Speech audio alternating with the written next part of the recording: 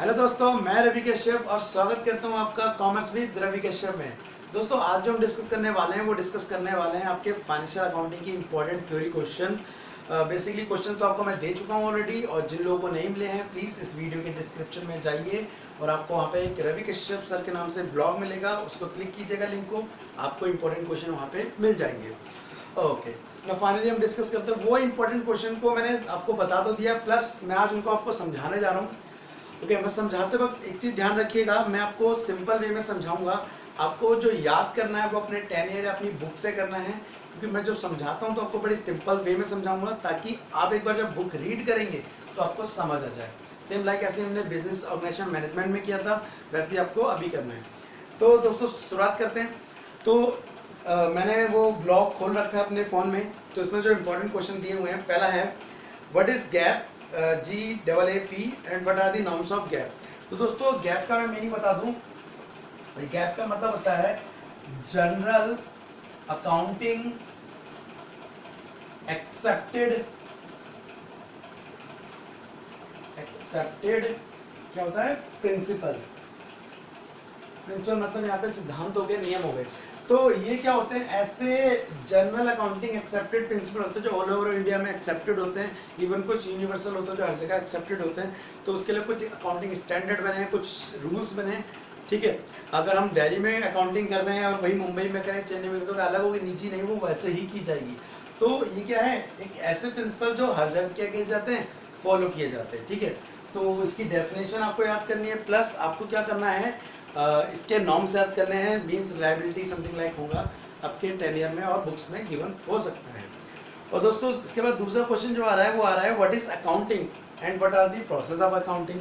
तो we know very well कि accounting क्या होता है। अकाउंटिंग मीन्स जब हम क्या करते हैं, कोई भी चीज़ ट्रांजैक्शन होते हैं हमारे बिजनेस में, तो सबसे पहले उसको आइडेंटिफाई करते हैं, मेजर करते हैं, रिकॉर्ड करते हैं, समराइज करते हैं, क्लासीफाई करते हैं, मतलब शुरू से लेके एंड तक का प्रोसेस।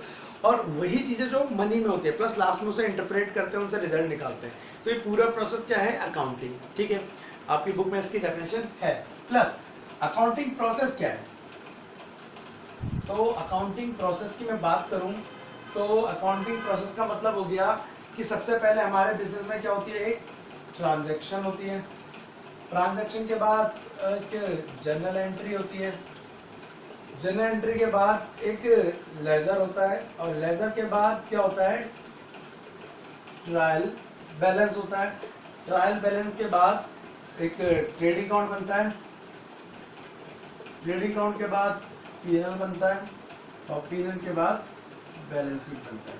तो दोस्तों, यहाँ से लेके यहाँ तक का जो पूरा प्रोसेस है वो आपका क्या कहलाता है, अकाउंटिंग प्रोसेस। तो आपको इसको 1 बाय 1 पॉइंट लिखना है और उसको एक्सप्लेन करना है एग्जाम में। ठीक है, इसी के बाद दोस्तों जो इम्पोर्टेंट क्वेश्चन नेक्स्ट दिया है वो दिया है what is the legal status of accounting in India. आपके ये 10 ईयर में दिया हुआ कि इसको इंडिया में अकाउंटिंग का लीगल स्टेटस क्या है आज की डेट में। Next, what is the limitation of accounting. Yes, important question, limitation of accounting. तो दोस्तों, लिमिटेशन का मतलब क्या होता है, यहाँ पे लिमिटेशन का मतलब होता है कमियां। तो अगर मैं अकाउंट की कमियों की बात करूँ तो सबसे बड़ी कमी यही है कि ये इसका क्वेश्चन निकलता ही नहीं है, और बैलेंस शीट जो टैली नहीं होती है। बट आपको एग्जाम में ऐसा लिखना नहीं है। आपको क्या लिखना है, आपको लिखना है यहाँ पे कि जो अकाउंटिंग है वो ओनली मनी ट्रांजेक्शन को रिकॉर्ड करती है। जस्ट एग्जाम्पल के लिए, ये उन्हीं ट्रांजेक्शन को रिकॉर्ड करती है जो मनी की टर्म्स में होती है, बिना मनी टर्म्स को ये रिकॉर्ड नहीं करता। जस्ट एग्जाम्पल के लिए, अगर आपकी फर्म है उसमें स्ट्राइक हो जाए, हड़ताल हो जाए, तो क्या इससे आपके प्रोडक्शन को इफेक्ट पड़ेगा फर्म की? बिल्कुल पड़ेगा। लेकिन अगर मैं ये पूछूं आपसे कि वो स्ट्राइक कितने रुपए की थी, वो हड़ताल कितने रुपए की, तो आप बता सकते हैं? नहीं बता सकते। तो एक ऐसी चीज जिससे बिजनेस के प्रोडक्शन को इफेक्ट पड़ रहा है, बट लेकिन उसको हम मनी में रिकॉर्ड नहीं कर सकते, इसलिए उसे रिकॉर्ड ही नहीं करेंगे। तो मनी लिमिटेशन अकाउंटिंग की सबसे बड़ी यही है कि ये ओनली उन्हीं ट्रांजैक्शन को रिकॉर्ड करता है जो मनी की टर्म्स में होते हैं। दूसरा, ये क्या करता है, प्राइस फ्लक्चुएशन को शो नहीं करता। मीन्स आज की डेट में हमने कोई चीज़ खरीदी है तो उसके प्राइस 100 रुपये मान लेते हैं, 10 दिन बाद, 20 दिन बाद, 1 महीने बाद उनके प्राइस बढ़ जाते हैं, लेकिन हमारी अकाउंटिंग में उसको शो नहीं करेंगे फ्लक्चुएशन को। अगर एक बार प्राइस ले लिया तो पूरे साल भर वही प्राइस चलता रहता है, तो ये it does not show price fluctuation. Next, ये क्या करता है, बिजनेस में बिजनेस की ट्रू एंड फेयर वैल्यू नहीं दिखाता है। क्यों? एक्चुअली बिजनेस में क्या होता है, कई सारे ऐसे, अपने बैलेंस शीट में देखो कई सारे ऐसे असेट्स हैं जो नाम मात्र के हैं, जस्ट लाइक फिक्टिशियस असेट्स, ठीक है, attachment suspense account, even depreciation क्या होता है, एक अनुमान लगा हुआ है कितना डेप्ट लग रहा है, हमारे असेट्स की वैल्यू घट रही है, जिससे हमारा लॉस हो रहा है, प्रॉफिट घट रहा है, लेकिन एक्चुअल में ऐसा कुछ नहीं होता कि हमसे कोई कैश लेना है, तो हम लेकिन इमेजिनरी लेके चलते तो है। इससे क्या होता है, एक्चुअल में हमारे बिजनेस का कैश कुछ और होता है, बुक में कुछ और होता है। तो इसे बोलते हैं कि अकाउंटिंग हमारे ट्रू एंड फेयर वैल्यू नहीं दिखाती बैलेंस शीट में। ऐसे ही विंडो ड्रेसिंग भी आप देख सकते हैं बुक में, तो ये इंपॉर्टेंट क्वेश्चन है।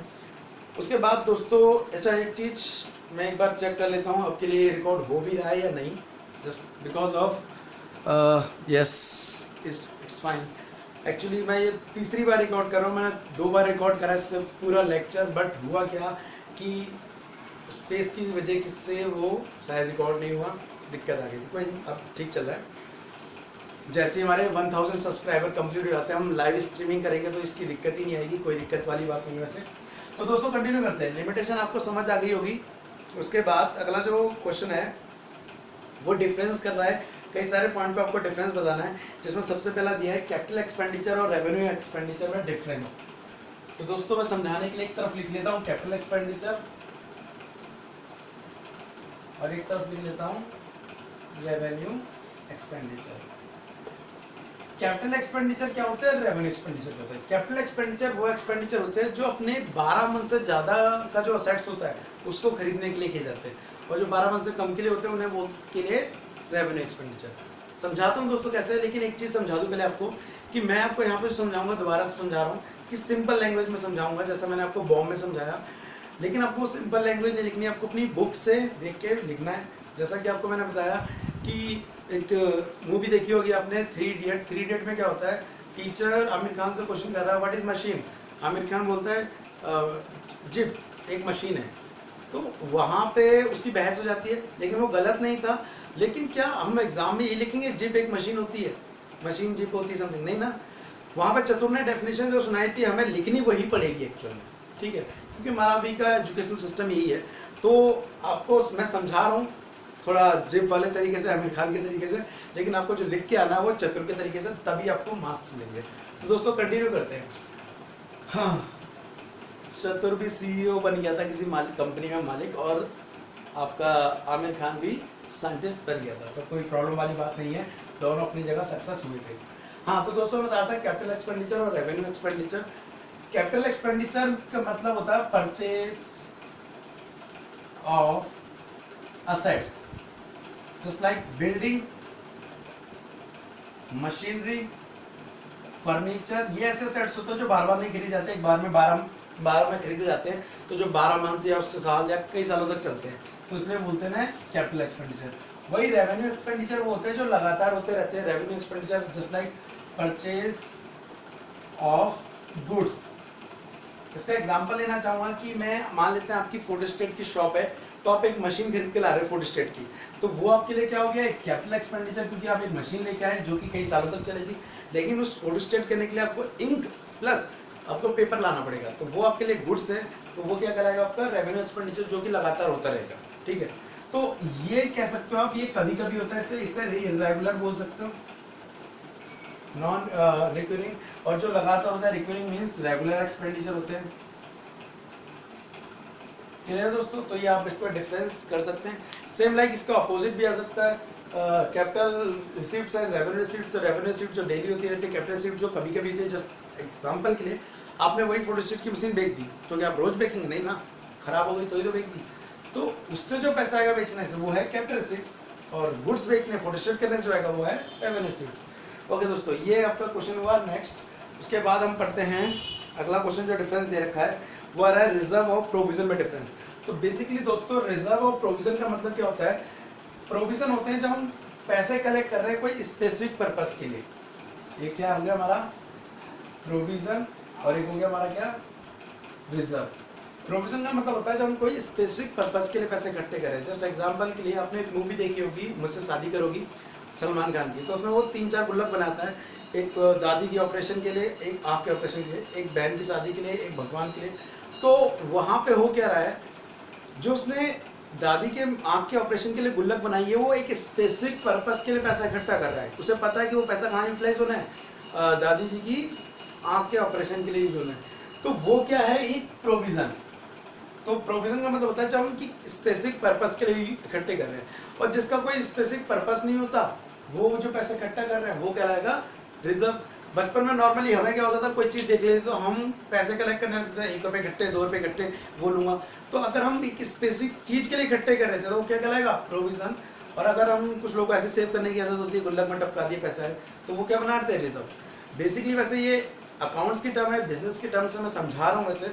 तो प्रोविज़न जस्ट एग्जांपल के लिए डेप्रिसिएशन, मान लेते हमारी मशीन आई 4 लाख की और एक दिन उसको क्या हो जाना है, खत्म हो जाना, उसकी वैल्यू खत्म हो जानी है, तो दोबारा लानी पड़ेगी। दोबारा पैसे कहाँ से आएंगे, तो क्यों ना जितना डेप लगता जा रहा है उतने पैसे इकट्ठे करते रहो, और जब वो मशीन खत्म हो जाएगी तो उतने पैसे प्लस थोड़े और मिला के नई मशीन आ जाएगी।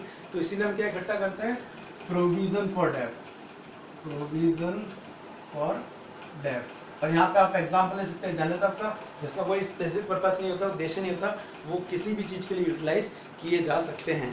तो उसके बाद जो नेक्स्ट क्वेश्चन है दोस्तों आपका इम्पोर्टेंट, वह है statement of fair and balance sheet. तो स्टेटमेंट ऑफ फेयर बता दो, बेसिकली हमारे आसपास 2 तरह से अकाउंटिंग की जाती है, एक सिंगल एंट्री सिस्टम से और एक डबल एंट्री सिस्टम से। डबल एंट्री, सिंगल एंट्री वाले क्या करते हैं, ये प्रॉपर अकाउंट को मेंटेन नहीं करते, प्रॉपर तरीके से क्या करते हैं, अपने ट्रांजैक्शन को, बिजनेस को नहीं दिखाते हैं। लेकिन डबल एंट्री वाले पूरा जनरल एंट्री प्रोसेस, मतलब पूरे प्रोसेस से चलते हैं। तो मैं पहले बात करता हूँ सिंगल एंट्री की। सिंगल एंट्री में क्या होता है, बेसिकली इनको प्रॉफिट निकालना होता है, और प्रॉफिट निकालने के लिए एक सिंपल फॉर्मूले का यूज करते हैं, ये closing capital minus opening capital, ठीक है। इसके अलावा भी हो सकता है, अगर ज़्यादा टर्म्स दिए हो, क्लोजिंग कैपिटल प्लस ड्राइंग भी होता है यहाँ पे, माइनस एडिशनल कैपिटल भी होता है यहाँ पे, और माइनस ओपनिंग कैपिटल भी होता है यहाँ पर, ठीक है। बट अगर ये ना भी दिए हो चलेगा, लेकिन ये होने आपके जरूरी है। अगर आपको क्लोजिंग कैपिटल नहीं दिए या ओपनिंग कैपिटल नहीं दिए, तो आपको करंट में क्या चल रहा है, हमारे पास करंट में कितने असेट्स हैं वो निकाल कर, मीन्स यहाँ पे आप असेट्स लिखेंगे, यहाँ पे आपने लायबिलिटी लिखी जस्ट लाइक क्रेडिटर, लोन, और आपने बंद करके कमी निकाल दी जो निकलेगी कैपिटल। तो आपने ये कैपिटल कैसे निकाली कि करंट में आपके पास क्या असेट्स है, क्या लायबिलिटी है, उस लेन देन हो रहे हैं उनसे आपने क्या निकाली, कैपिटल। तो इससे जो आपने बनाई तो बैलेंस शीट है, लेकिन ये डबल एंट्री सिस्टम नहीं है, तो उसका नाम जो दिया गया है वो दिया गया है स्टेटमेंट ऑफ अफेयर। वो वाला अफेयर नहीं है, अफेयर का मतलब है जो करंट में चल रहा है, ठीक है, वो भी चल ही रहा होता है वैसे। तो स्टेटमेंट ऑफ अफेयर क्लियर है। यहाँ पे ऐसे अगर आपको ओपनिंग ना दिया हो तो ओपनिंग भी निकाल सकते हैं आप। सेट्स आपके हो गए, यहाँ पे लायबिलिटी हो गई, बंद करके जो कैपिटल निकलेगी वो आपकी आ गई कैपिटल। फाइनली आप पुट करके इनको आंसर ला सकते हैं प्रॉफिट का। वही अगर मैं बैलेंस शीट की बात करूँ तो बैलेंस शीट तो पूरा अकाउंटिंग प्रोसेस से तैयार होता है। सबसे पहले general entry, ledger, trial, trading, P and L, फिर बैलेंस शीट जो कि हमारे बिजनेस की पोजीशन को दिखाती है। दोस्तों मैं थोड़ा स्पीड में बोल रहा हूँ, पता है आपको एग्जाम में टाइम कम है। ओके, तो यहाँ ऐसे आप इन दोनों में डिफरेंस पढ़ सकते हैं बुक में से, ठीक है दोस्तों। अगला जो क्वेश्चन है वो हमारा है इम्पोर्टेंट, इसमें straight line method and diminishing method. तो स्ट्रेट लाइन मेथड क्या होता है, वो मेथड होता है जिसमें डेप्थ कांस्टेंट रहता है, चेंज नहीं होता है। वही डिमिनिशिंग मेथड होता है इसमें डेप्थ धीरे धीरे क्या होता रहता है, घटता रहता है। एग्जांपल के थ्रू समझाऊंगा। तो यहाँ पे लिखा है SLM और यहाँ पे लिखा है डिमिनिशिंग। मान लेते हैं आपको 10,000 की चीज़ है और यहाँ पे भी क्या है 10,000 की है। तो फर्स्ट ईयर जो यहाँ डेप्थ लग रहा है 10% मान लेते हैं, वो 1,000 है और यहाँ भी 1,000। यहाँ बची वैल्यू 9,000, यहाँ भी बची 9,000। सेकंड ईयर जब डेप लगेगा तो SLM में क्या करता है, कॉस्ट पे डेप लगता है दोबारा से, मतलब 1,000 ही। लेकिन डिमिनिशिंग में जो आज की डेट में वैल्यू चल रही है 9,000, उस पर डेप लगेगा, ठीक है। इसमें डेप फिर 8,000 बचा, फिर 1,000 लगेगा, 7,000 बचा, फिर 1,000 लगेगा, 6,000 बचा, ऐसे कंटिन्यू चलता रहेगा। और एक दिन इसकी वैल्यू 0 भी आ सकती है। वही डिमिनिशिंग मेथड में क्या होता है, जो करंट में वैल्यू चल रही है उस पर डेप बचा कितना, 8100, 810, 7290, 729 समथिंग लाइक, इस पर डेप लगेगा। तो इसकी वैल्यू क्या होती है, कभी भी 0 नहीं आएगी, भले ही पॉइंट में आ जाए, ठीक है। तो स्ट्रेट लाइन और डिमिनिशिंग, अगर मैं इसका डायग्राम बताऊँ तो स्ट्रेट लाइन का देखो, मान लेते हैं 500 डेप है, ये 1000 है, यहाँ पे ये 1500 और यहाँ पर ये 2000, पहला साल, दूसरा साल, तीसरा साल, पहले साल का 1000, दूसरे साल का, तीसरे साल का, मतलब यहाँ पे कांस्टेंट रहता है। अगर यहाँ पे हम बात करें तो डिमिनिशिंग की, पहले साल इतना टाइम लगा, दूसरे साल थोड़ा घट जाएगा, तीसरा साल और घट जाएगा, तो यहाँ पे जो आपका डायग्राम आता है वो नीचे गिरता हुआ आता है दोस्तों, ठीक है। नेक्स्ट इसके बाद हम जो बात करेंगे इंपॉर्टेंट क्वेश्चन वो है सिंगल एंट्री और डबल एंट्री सिस्टम, जो कि ऑलरेडी हम डिस्कस कर चुके हैं। सिंगल एंट्री और डबल एंट्री क्या होता है वो उसी की तरह है। Okay next, yes important, dissolution of partnership और डिसोल्यूशन ऑफ फर्म, तो कर लेते हैं, ये भी एक इंपॉर्टेंट क्वेश्चन है। डिसोल्यूशन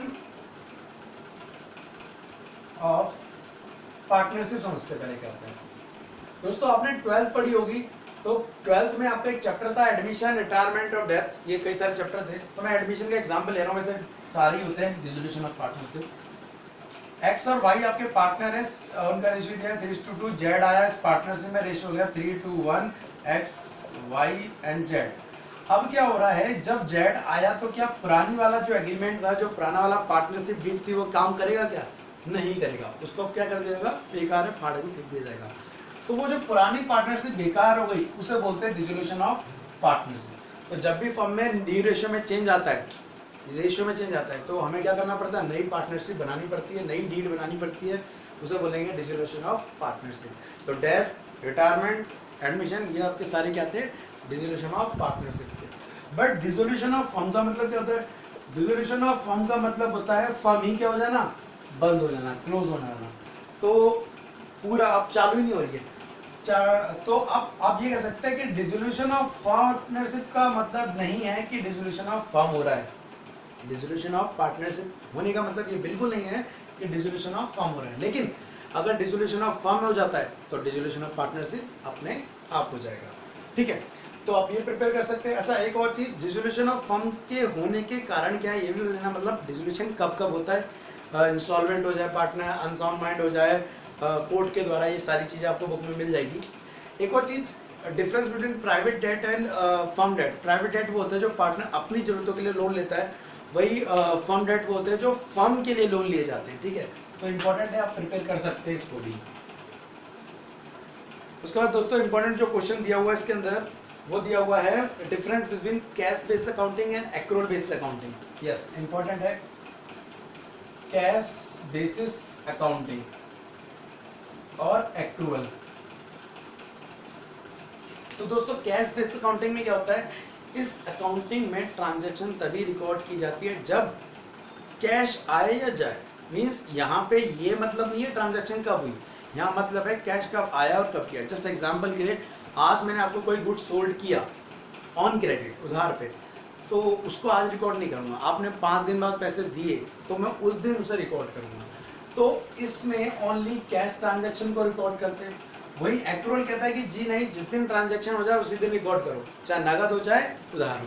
तो यहाँ पर कैश प्लस क्रेडिट दोनों ट्रांजैक्शन को रिकॉर्ड किया जाता है, और मोस्टली फर्म्स, मोस्टली ऑर्गेनाइजेशन सारा एक्रूअल बेस को अपनाती हैं, जो कि बेटर है, ठीक है।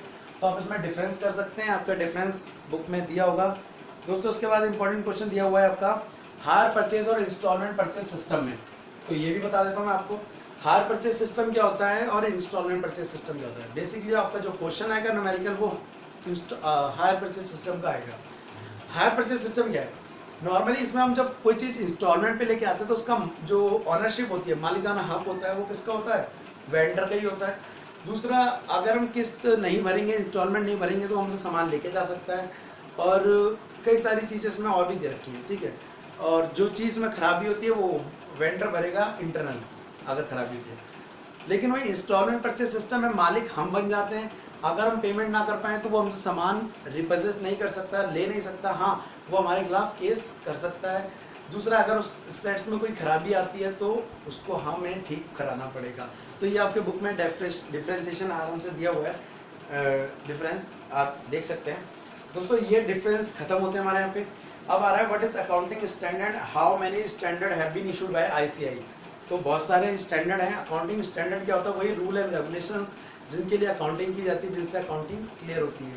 तो आप इसकी डेफिनेशन देखिए, अकाउंटिंग स्टैंडर्ड क्या है, वो रूल एंड रेगुलेशन कौन कौन से हैं। कुछ रूल एंड रेगुलेशन कॉन्सेप्ट में क्लियर कर दे रहा हूँ, जो कि क्वेश्चन नंबर 7 है। Explain the following concept: going concern concept, consistency concept, historical, full disclosure and money measurement concept. तो सबसे पहले मैं आपको समझाता हूँ गोइंग कंसर्न कॉन्सेप्ट क्या है। Going concern concept, going concern concept का मतलब है, एक सिंपल एग्जांपल लेता हूँ, मुझे ये जो है मैं अभी पढ़ा रहा हूँ आपको, ये तरीका कब बंद करना है वीडियो के थ्रू। एक्चुअली मैंने इसकी कोई डेट नहीं सोची है, बट अगर मुझे लगा कि यार इससे मैं डिस्टर्ब हो रहा हूँ, इससे मेरी प्रॉब्लम आ रही है, समथिंग कुछ भी, तो मैं सोचूंगा, लेकिन अभी मेरे दिमाग में कोई डेट फिक्स नहीं है। सेम लाइक आप बिजनेस कर रहे हैं, तो जब आप बिजनेस स्टार्ट करते हो तो आप ये सोच के नहीं चलते यार मैं उस तारीख को समथिंग लाइक को मैं बंद कर दूंगा, नहीं। आप ये जरूर सोच लेते हैं कि हाँ यार अगर कुछ प्रॉब्लम है तो देखेंगे, लेकिन आप ये चाहते हैं कि मेरा बिजनेस एक इनडेफिनेट टाइम के लिए क्या हो, चलता रहे, असीमित समय के लिए। तो इसे बोलते हैं गोइंग कंसर्न कॉन्सेप्ट, कि आप जब भी कोई बिजनेस खोलते हैं तो एक ये सोच के खोलते हैं कि वो अनंत समय तक चलेगा। उसके बाद दोस्तों इंपॉर्टेंट है consistency concept. Consistency concept, consistency concept क्या है? ये कॉन्सेप्ट बताता है कि आप लगातार मेथड चेंज ना करें। जस्ट एग्जांपल के लिए मैं अभी जो ये कहता है कि अगर आपने कोई अगर मेथड से आप अकाउंटिंग करें तो उसी मेथड से अकाउंटिंग करते रहे। यूं नहीं कि आज एक्रोल से कर रहे हैं, कल कैश से करने लगे, फिर एक्रोल से करने लगे, आज स्ट्रेट लाइन लगा रहे हैं, कल डिमिनिशिंग, फिर स्ट्रेट लाइन। तो होगा क्या, आपके अकाउंटिंग करने में दिक्कत आएगी, आपका डाटा एक्यूरेट नहीं आएगा। तो कंसिस्टेंसी का मतलब है लगातार एक ही मेथड पे काम करते रहे। नेक्स्ट इसमें दिया हुआ है historical concept, historical cost concept. तो दोस्तों हिस्टोरिकल कॉस्ट कॉन्सेप्ट का मतलब ये है कि आपकी फर्म में जो भी चीज़ें रिकॉर्ड की जाती है, जो भी एसेट्स रिकॉर्ड किया जाता है, वो ऑन कॉस्ट किए जाते हैं। इससे रिलेटेड आपको एक चीज़ बता दूं, आपका फाइनल अकाउंट में एक एडजस्टमेंट आती है क्लोजिंग स्टॉक की, तो वो तो आप सभी कर देंगे कि ट्रेडिंग और एसेट्स में जाती है। बट अगर क्लोजिंग स्टॉक की दो वैल्यू दी हो, एक मार्केट वैल्यू और एक नॉर्मल वैल्यू, तो आप हमेशा वो वैल्यू डालेंगे जो कम होती है, क्योंकि हम कंसिडर करके चलते हैं हमारे पास लोएस्ट वैल्यू होती है, ठीक है। तो जो कम होगी वो डालेंगे, जरूरी नहीं है मार्केट वैल्यू डालो, ठीक है। तो हिस्टोरिकल कॉन्सेप्ट का मतलब बताया कि सारी चीज़ें कहाँ पे रिकॉर्ड किया जाती है, बेसिकली कॉस्ट पे। Next full disclosure concept. यार आज बिजनेस स्टार्ट किया है तो 1 साल 2 साल 3 साल 4 साल चल रहेगा, चलते तो जा रहे हैं, कभी तो क्लोज करके ये चेक करोगे। क्लोज करने का मतलब बंद नहीं कर देना है, आपको ये चेक करना है कि मेरा जो बिजनेस है वो प्रॉफिट कमा रहा है या लॉस कमा रहा है। तो बेसिकली लोग 1-1 साल पे अपने बिजनेस को चेक करते जाते हैं, that is full disclosure concept. हम बैलेंस शीट भी बनाते हैं, हम ट्रेडिंग बनाते हैं। Next money measurement concept. जैसा कि मैंने बता चुका हूँ, बिजनेस में सारी चीज़ें वही रिकॉर्ड की जाती है जो मनी वाली हो, बिना मनी वाली चीज़ें आपको बिजनेस में रिकॉर्ड नहीं करनी है, ठीक है। तो ये इंपॉर्टेंट है दोस्तों। इसके बाद आ रहा है what is depreciation, what are the causes of depreciation, ये क्यों प्रोवाइड होता है। तो मैं आपको बता दूं पहले डेप्रिसिएशन क्या होता है। डेप क्या, मैं और भी बता देता हूँ आपको। एक होता है डेप्रिसिएशन, एक होता है अमोर्टाइजेशन, और एक होता है डिप्लेशन। डेप्रिसिएशन का मतलब होता है falls in the value of tangible और फिक्स असेट्स। जब टेंजिबल और फिक्स असेट्स की वैल्यू कम होती है तो उसे बोलते हैं डेप। वहीं अगर आपके intangible asset just like goodwill, trademark, इनकी वैल्यू, पेटेंट, इनकी वैल्यू क्या हो जाए, कम हो जाए, तो उसको बोलते हैं अमोर्टाइजेशन। तो falls in the value of intangible assets is called amortisation. Next depletion. Depletion का मतलब एक समझिए कि आपकी एक जमीन है और वहाँ से कोयला निकल रहा है या कोई चीज़ निकल रही है, तो हम उसको धीरे धीरे क्या कर रहे हैं, माइनिंग कर रहे हैं। माइनिंग मतलब निकाल रहे हैं, तो उसकी वैल्यू जो होगी आपकी ज़मीन की वो क्या हो जाएगी, घट जाएगी। तो इस वजह से माइनिंग या रिफाइनिंग की वजह से समथिंग कुछ आपकी ज़मीन की वैल्यू घट जाए तो उसे क्या बोलेंगे, डिप्लेशन। तो बेसिकली आप जान सकते हैं कि जितने भी तेल वाले देश हैं जहाँ से तेल आता है, तो उनकी वैल्यू क्या हो रही है, घटती जा रही है ज़मीनों की, क्योंकि वहाँ लगातार क्या हो रही है, ऑयलिंग हो रही है, मतलब ऑयल निकाला जा रहा है, ठीक है। तो बेसिकली अभी हम बात कर रहे हैं डेप्रिसिएशन की। तो डेप्रिसिएशन तो समझ आ गया क्या होता है, and what are the causes of depreciation. तो बेसिकली यहाँ पे 4-5 कारण हैं, मैं अपने कुछ बता देता हूँ। सबसे पहला जो कारण है वो है यूज ऑफ असेट्स। अगर आप असेट्स को यूज कर लेंगे तो उसकी वैल्यू भाई घटनी है, ठीक है। दूसरा टाइम के बीतने से, अफ्लक्स ऑफ टाइम। अगर आज की डेट में आप एक वॉशिंग मशीन लेके आते हैं और उसको पैक करके रखते हैं 2 साल तक, यूज नहीं कर रहे हैं, तो क्या 2 साल बाद जब ओपन करेंगे या बेकेंगे उतने में बिक जाएगी जितने की लाए थे? बिल्कुल नहीं। क्यों? क्योंकि उसका क्या बीत चुका है, टाइम बीत चुका। तो टाइम के बीतने से भी उसकी वैल्यू कम होगी। नेक्स्ट दोस्तों यहाँ पे दिया हुआ है टियर बियर, बोल सकते हो आप। Clear and clear. Out of fashion बोल सकते हो, ऑब्सोलेंसेस बोलते हैं ना, आउट ऑफ फैशन। अगर किसी चीज़ का फैशन चला जाएगा तो उसकी वैल्यू अपने आप कम हो जाएगी। बहुत चीज़ देखते रहते हैं हम जिनकी वैल्यू फैशन की वजह से कम होती जाती है। और सबसे लास्ट एक्सीडेंट मीन्स ज़्यादा बड़ा टीयर भी हो जाए, मीन्स टूट फूट जाए बिल्कुल ही, ठीक है। तो टूट फूट जाने से आपका अगर ऐसा टूट जाएगा तो उसकी वैल्यू अपने आप क्या हो जाएगी, कम हो जाएगी। तो दोस्तों ये कुछ कारण थे इसकी वजह से क्या लगता है, डैप लगता है। और क्यों प्रोवाइड करता है वो आप बुक में से रीड कर सकते हैं। फाइनली क्वेश्चन नंबर 9 पे पहुंचते हैं, जो कि मोस्ट इंपॉर्टेंट क्वेश्चन है, गार्नर वर्सेस मुरे का केस। दोस्तों गार्नर वर्सेस मुरे केस क्या है, गार्नर वर्सेस मुरे एक्चुअली ये इंग्लिश कोड का है, इंडियन का केस नहीं है। इसमें क्या था, मान लेते हैं 3 पार्टनर हैं, एक है एक्स, एक है जेड और एक है आप यू। अब क्या हुए, आप अपनी फर्म में हो गए हो कंगाल, कंगाल मीन्स इंसॉल्वेंट। अब आप पे चढ़िए फर्म के अंदर लायबिलिटी, तो आप अपने पार्टनर से कह रहे हो क्योंकि मैं तुम्हारा पार्टनर था तो मेरी लायबिलिटी कौन भरोगे, अब तुम भरोगे क्योंकि मेरे पास पैसे अब नहीं है। ये पार्टनर क्या कर रहे हैं, मना कर रहे हैं। तो ये ऐसे ही एक केस था गार्नर वर्सेस मुरे का, जो कि कोर्ट में पहुंचा, इंग्लिश कोर्ट में। और इंग्लिश कोर्ट का जो जजमेंट आया वो जजमेंट ये आया कि यस, अगर एक पार्टनर इंसॉल्वेंट हो जाता है तो उसके सॉल्वेंट पार्टनर जो उसके साथ काम कर रहे थे वो उसका हिस्सा भरेंगे। तो ये था गार्नर वर्सेस मुरे केस, जो कि आपके बुक में दिया हुआ है। आपको इसे प्रिपेयर करना है, आपका 5 से 7 मार्क्स का एक क्वेश्चन जरूर आ सकता है। प्लस जो न्यूमेरिकल आ रहा है रिजोल्यूशन है वो इसी के ही आ रहा है कि इंसॉल्वेंट ऑफ वन पार्टनर या इंसॉल्वेंट ऑफ ऑल पार्टनर। वैसे वन पार्टनर ज़्यादा इंपॉर्टेंट है, आप जरूर प्रिपेयर कर लीजिएगा उसे। तो थ्योरी क्वेश्चन है। And last finally, what is joint venture and what are the features of joint venture. तो दोस्तों जॉइंट वेंचर क्या होता है, मान लेते हैं आपको एक स्पेसिफिक प्रोजेक्ट मिला करने को, आपको बिल्डिंग बनाने को मिली है, आपको अपार्टमेंट बनाने को मिला, आपको डैम बनाने को मिला है या ब्रिज बनाना है। तो वो सारा काम आप अकेले नहीं कर सकते, आपकी एक कंपनी है एक्स लिमिटेड और एक है वाई लिमिटेड। कुछ टूल्स, कुछ मशीनरी इसके पास है, कुछ इसके पास है, दोनों मिलेंगी, ठीक है, वो काम करेंगे और दोनों काम करने के बाद क्या हो जाएंगी, अलग हो जाएंगी। तो इस तरह के काम को बोलते हैं जॉइंट वेंचर। कुछ टाइम के लिए वो मिलती हैं, काम पूरा करती हैं और काम करते क्या हो जाएंगी, अलग हो जाएंगी। अब कौन कौन जॉइंट वेंचर में पार्टी हो सकती है, बेसिकली एक इंडिविजुअल पार्टी बन सकता है, आर्किटेक्ट हो गया, इंजीनियर हो गया, वो अकेला बन सकता है, इसका एक पार्टी। उसके बाद सोल प्रोप्राइटरशिप हो सकती है, उसके बाद पार्टनरशिप साझेदारी हो सकती है, कंपनी हो सकती है, एलएलपी हो सकती है। ये आपस में कोई भी कॉम्बिनेशन बना के, मतलब ये दोनों हो सकते हैं या ये दोनों हो सकते हैं, ये दोनों, ये दोनों, ये दोनों, कुछ भी इनका कॉम्बिनेशन, और 2 या 2 से ज़्यादा कितने भी मिलकर एक काम को पूरा करेंगे और काम होने के बाद दोनों क्या हो जाएंगे, अलग हो जाएंगे। बेसिकली दोस्तों यहाँ पे एक और चीज़ बता दूँ कि यहाँ पर एक पार्टी बिना पैसे लगाए भी जॉइंट वेंचर में इंक्लूड हो सकती है। जस्ट लाइक इंजीनियर और आर्किटेक्ट, वो क्या लगाएंगे, अपना दिमाग लगाएंगे, स्किल्स लगाएंगे बजाय पैसे के। दूसरा, यहाँ पर इनकम कैसे निकाल दी जाती है, तो बेसिकली यहाँ पे टोटल कॉन्ट्रैक्ट प्राइस में से एक्सपेंडिचर लेस करके इनकम निकाली जाती है।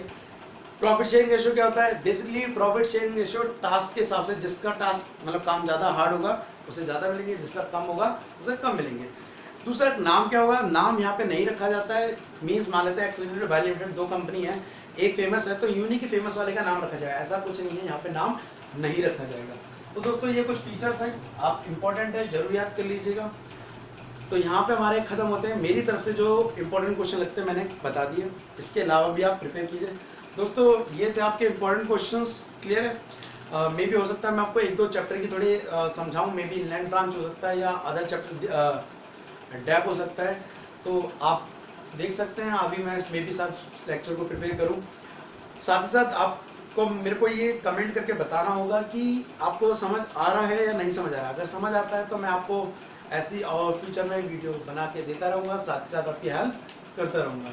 तो लाइक करें ना करें भाई, कमेंट जरूर करें ताकि मुझे पता पड़ जाए कि आप लोगों को समझ आ रहा है। तो आज के लिए thank you, tata and bye bye.